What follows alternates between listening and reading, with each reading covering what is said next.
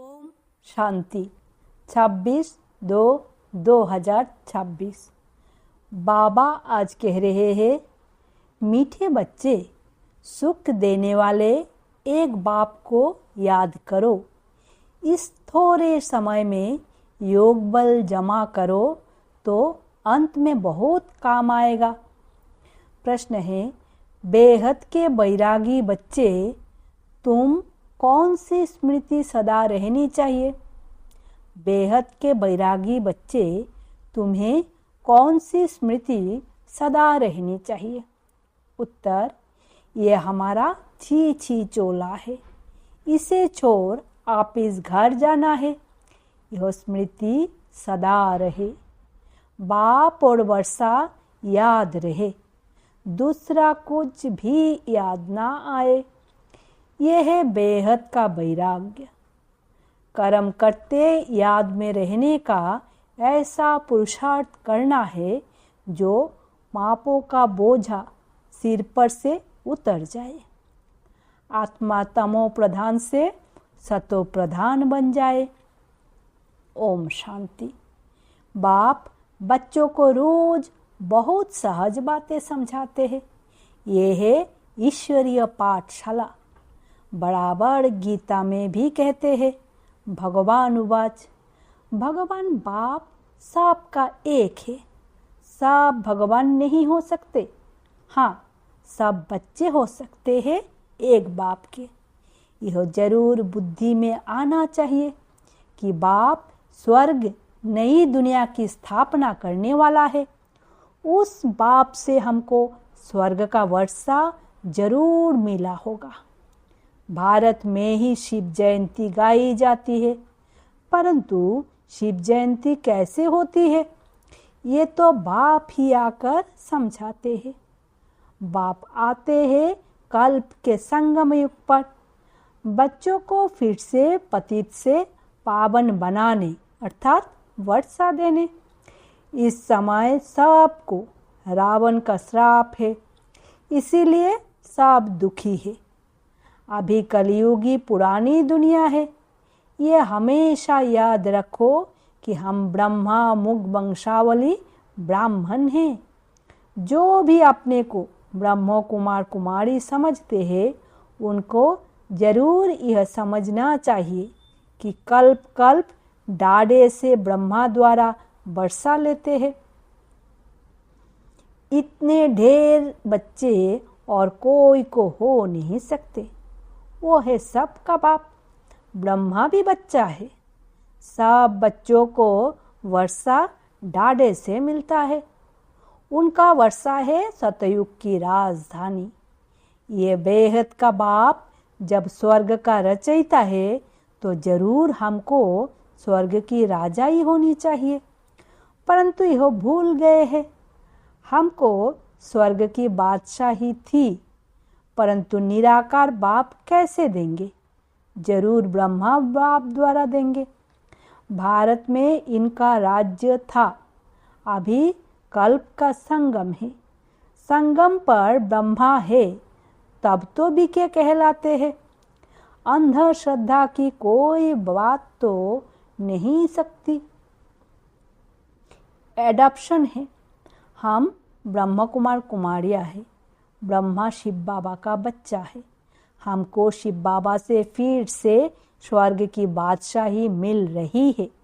पहले भी मिली थी, जिसको 5000 वर्ष हुए। हम दैवी देवता धर्म के थे। पिछाड़ी तक बुद्धि होती रहती है। जैसे क्राइस्ट आया, क्रिश्चियन धर्म अभी तक है, वृद्धि होती रहती है। वे जानते हैं कि क्राइस्ट द्वारा हम क्रिश्चियन बने। आज से 5000 वर्ष पहले क्राइस्ट आया था। अब वृद्धि हो रही है। पहले पहले सतो प्रधान, फिर रजो तमो में आना है। तुम सतयुग में सतो प्रधान थे, फिर रजो तमो में आए हो।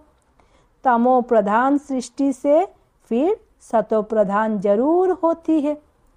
नई दुनिया में आदि सनातन देवी देवता धर्म था। मुख्य धर्म है 4, तुम्हारा धर्म आधा कल्प चलता है, यहाँ भी तुम उस धर्म के हो, लेकिन भिखारी होने के कारण तुम अपने को देवी देवता नहीं कहलाते हो। तुम थे आदि सनातन देवी देवता धर्म के, परंतु वाम मार्ग में जाने के कारण तुम पतित बने हो, इसीलिए अपने को हिंदू कह देते हो। अब तुम ब्राह्मण बने हो, ऊंचे ते ऊंचा है शिव बाबा, फिर हो तुम ब्राह्मण। तुम ब्राह्मणों का ऊंचे ते ऊंचा वर्ण है, ब्रह्मा के बच्चे बने हो, परंतु वर्षा ब्रह्मा से नहीं मिलता है। शिव बाबा ब्रह्मा द्वारा स्वर्ग की स्थापना कर रहे हैं। तुम्हारी आत्मा अब बाप को जान गई है। बाप कहते हैं कि मेरे द्वारा मेरे को जानने से सारे सृष्टि चक्रों के आदि मध्य अंत की नॉलेज समझ लेंगे। वो ज्ञान मेरे को ही है। मैं ज्ञान का सागर, आनंद का सागर, पवित्रता का सागर हूँ। 21 जन्म तुम पवित्र बनते हो, फिर विषय सागर में पड़ जाते हो। अभी ज्ञान का सागर बाप तुमको पतित से पावन बनाते हैं। कोई गंगा का पानी पावन नहीं बना सकता। स्नान करने जाते हैं, परंतु वो पानी कोई पतित पावन नहीं है। यह नदियाँ तो सतयुग में भी है, ये नदियाँ तो सतयुग में भी है, तो कलयुग में भी है। पानी का फर्क नहीं रहता। कहते भी है स्वर्ग का सदगति दाता एक राम, वही ज्ञान का सागर पतित पावन है। बाबा आकर ज्ञान समझाते हैं, जिससे तुम स्वर्ग के मालिक बनते हो। सतयुग त्रेता में भक्ति शास्त्र आदि कुछ होते नहीं हैं। तुम बाप से वर्षा लेते हो सदा सुख का। ऐसे नहीं, वहाँ तुमको गंगा स्नान करना है, बा कोई यात्रा करना है। तुम्हारी ये है रूहानी यात्रा, जो कोई मनुष्य सिखला नहीं सकते। बाप है सब आत्माओं का बाप। जिस्मानी बाप तो अनेक है, रूहानी बाप एक है। यह पक्का पक्का याद कर लो। बाबा भी पूछते हैं तुमको कितने बाप है, तो मौन जाते हैं कि ये क्या पूछते हैं। बाप तो सबका एक होता है, 2-3 बाप कैसे होंगे।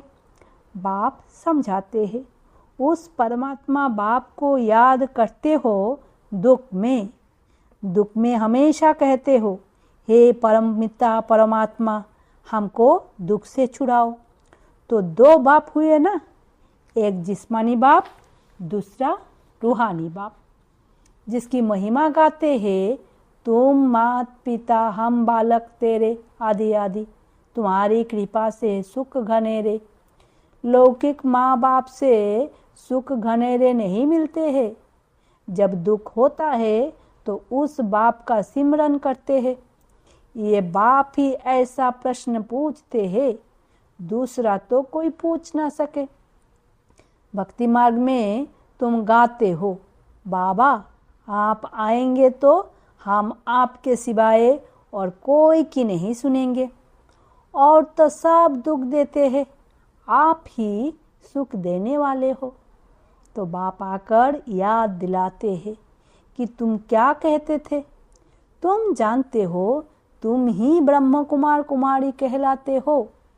मनुष्यों की ऐसी पत्थर बुद्धि है जो ये भी नहीं समझते कि बीके क्या है, मामा बाबा कौन है। यह कोई साधु संत नहीं है।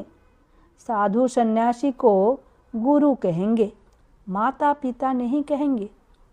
ये बाप तो आकर दैवी धर्म का राज्य स्थापन करते हैं, जहाँ यह लक्ष्मी नारायण राजा रानी राज्य करते थे। पहले पवित्र थे, फिर अपवित्र बनते हैं। जो पूज्य थे वह फिर 84 जन्म लेते हैं। पहले बेहद के बाप का 21 जन्म सुख का वर्षा मिलता है। कुमारी वो जो 21 कुल का उद्धार करे। ये तुम्हारा गायन है।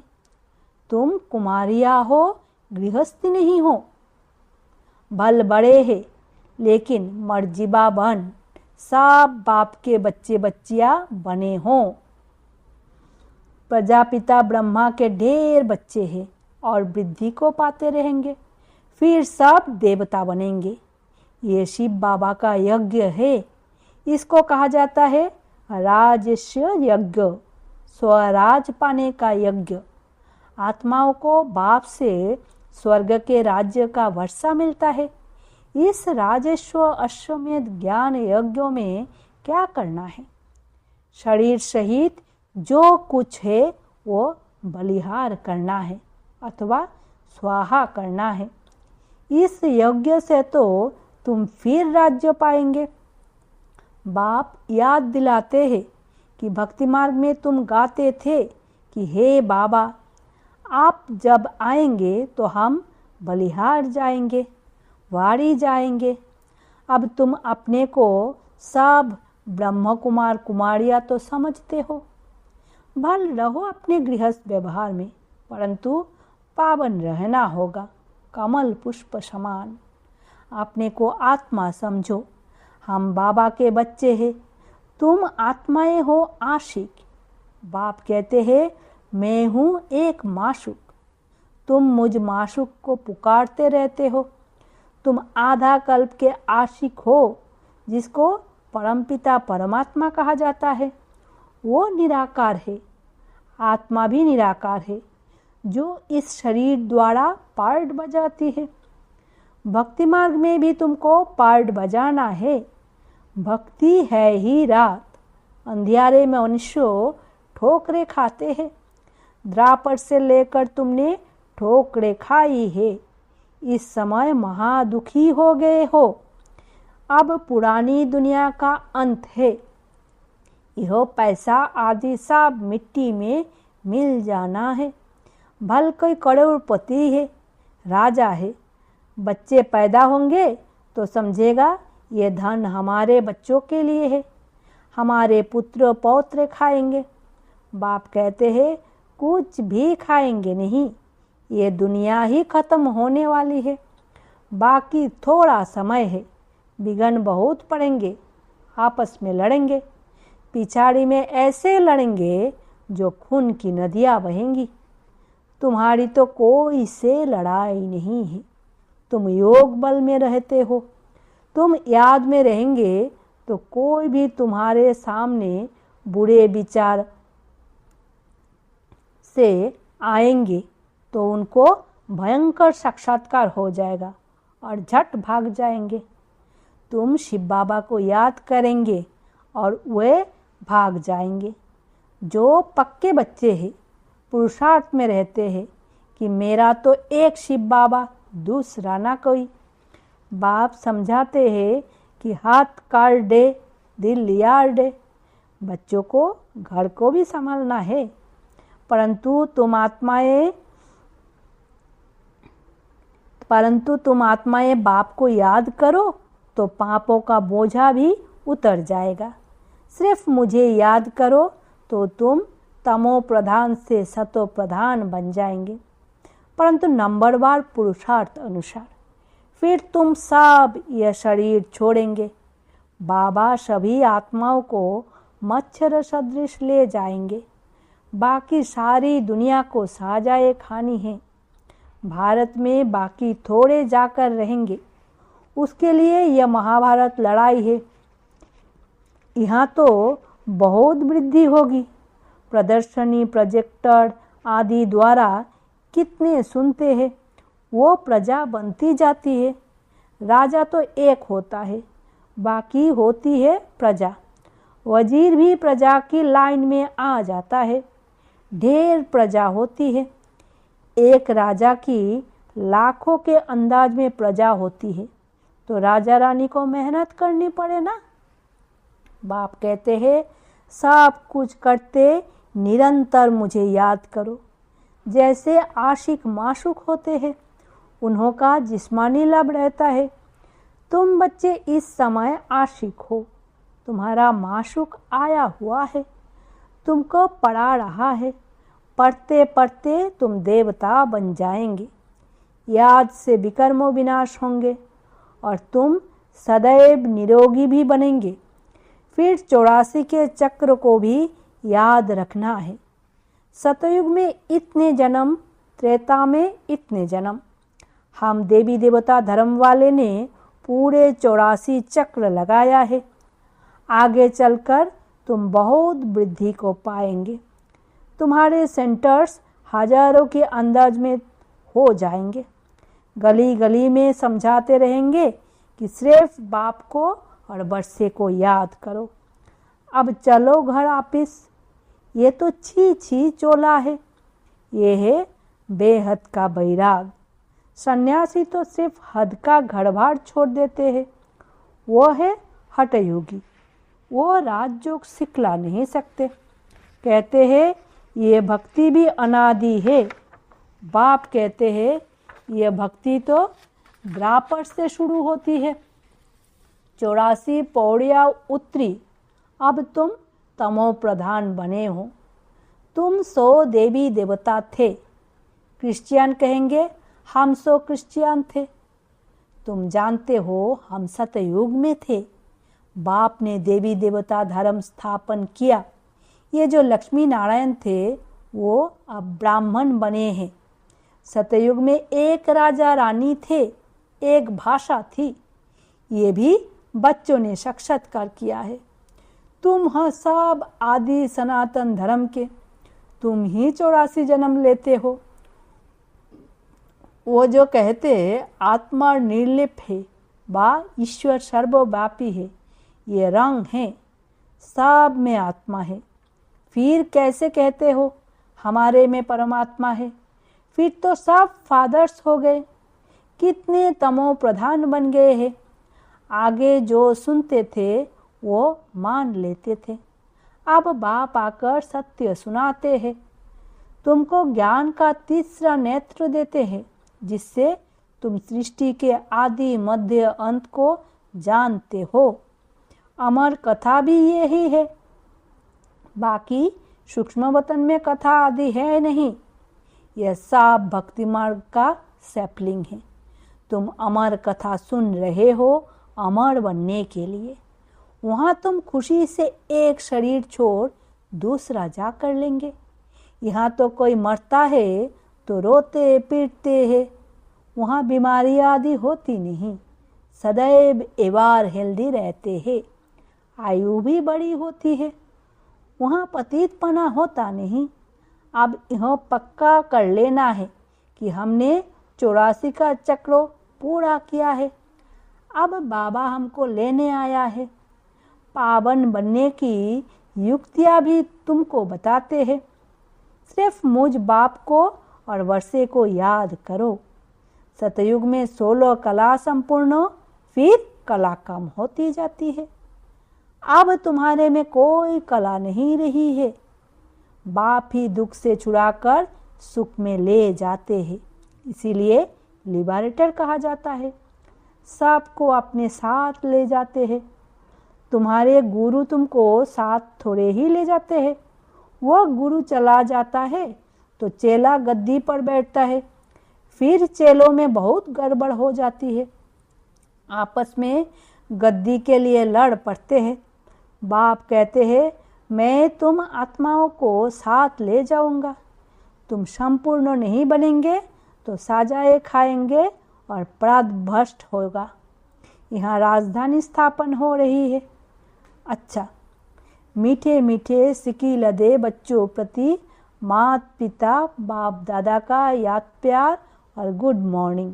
रूहानी बाप की रूहानी बच्चों को नमस्ते। हम रूहानी बच्चों की रूहानी माता पिता बाप दादा को याद प्यार, गुड मॉर्निंग और नमस्ते। धारणा के लिए मुख्य सार। पहला, याद का ऐसा अभ्यास करना है जो बुरे विचार वाले सामने आते ही परिवर्तन हो जाए। मेरा तो एक शिव बाबा, दूसरा ना कोई। इस पुरुषार्थ में रहना है। दूसरा, स्वराज पाने के लिए शरीर सहित जो कुछ भी है वो बलिहार जाना है। जब इस रुद्र यज्ञों में सब कुछ स्वाहा करेंगे तब राज्य पद मिलेगा। वरदान है, सहन शक्ति की विशेषता द्वारा दूसरे के संस्कारों को परिवर्तन करने वाले दृढ़ संकल्पधारी भवो। जैसा ब्रह्मा बाप ने ज्ञानी और अज्ञानी आत्माओं द्वारा इंसल्ट सहन कर उसे परिवर्तन किया, तो फॉलो फादर करो। इसके लिए अपने संकल्पों में सिर्फ दृढ़ता को धारण करो।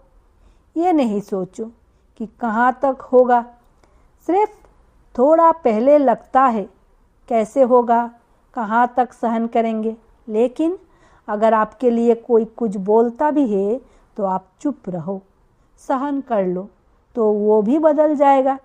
सिर्फ दिल शिकस्त नहीं बनो। स्लोगान है, संगम पर सहन कर लेना, झुक जाना, यही सबसे बड़ी महानता है। अव्यक्त इशारे, एकता और विश्वास की विशेषता द्वारा सफलता संपन्न बनो। बाप दादा चाहते हैं कि बच्चों की पहली साथियों में, सेवा में, वायुमंडल में एकता हो, फिर एक बल, एक भरोसा, एक मत हो, तब सेवा में सफलता मिलेगी। जैसे नारियल तोड़कर रिबन काट कर उद्घाटन करते हो, ऐसे एक मत, एक बल, एक भरोसा और एकता की रिबन काटो और फिर सर्वों की संतुष्टता, प्रसन्नता का नारियल तोड़ो। यह पानी धरनी में डालो, फिर देखो सफलता कितनी होती है। ओम शांति। शुक्रिया बाबा।